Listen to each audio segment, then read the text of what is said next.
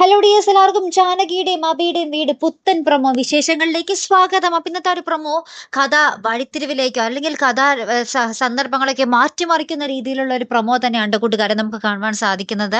വേറെ നല്ലൊരു ക്ഷേത്രത്തിൽ നിന്നും കിട്ടിയ ഒരു പായസം, ആ ഒരു പ്രസാദമായിട്ട് കിട്ടിയ ഒരു പായസം നമ്മുടെ പൊന്നുവും നമ്മുടെ ജാനകിയും അബിയും കൂടെ നമ്മുടെ അച്ഛന് കൊടുക്കുന്നുണ്ട്. നമ്മുടെ സൂര്യനാരായണൻ അച്ഛന് കൊടുക്കുന്നുണ്ട്. അപ്പോൾ നമ്മുടെ പൊന്നുമായിട്ട് സ്പൂണിൽ ഇങ്ങനെ കോരി കൊടുക്കുന്നത്. അപ്പോൾ അതിനുശേഷം നമ്മുടെ ജാനകി മുറിയിൽ വന്നതിന് ശേഷം നമ്മുടെ അബിനോട് പറയുന്നുണ്ട്, അബിയേട്ടാ, ഇന്നൊരു കാര്യം സംഭവിച്ചായിരുന്നു. ആ ഒരു പായസപാത്രം അച്ഛൻ അധികമൊന്നും കുടിച്ചില്ലായിരുന്നല്ലോ. അപ്പൊ ഞാൻ അടുക്കളയിലേക്ക് എടുക്കാൻ മറന്നുപോയി. അത് റൂമിൽ തന്നെ ഇരിക്കുന്നുണ്ടായിരുന്നു.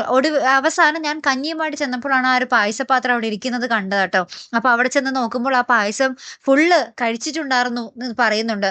അപ്പൊ നമ്മുടെ അബിക്ക് ആകെപ്പാട് കൺഫ്യൂഷൻ, ഇത് ആര്, ടേബിളിൽ നിന്നും ആരാണ് ഈ പായസം എടുത്ത് തനിയെ കഴിച്ചത് എന്നൊക്കെയുള്ള ഒരു കുറെ ചോദ്യങ്ങളുണ്ട്. അങ്ങനെ നമ്മുടെ അച്ഛൻ്റെ അരികിലേക്ക് നമ്മുടെ അബി ചെല്ലുകയാണ്. അവിടെ ചെല്ലുമ്പോൾ കട്ടിലിൽ അച്ഛനില്ല.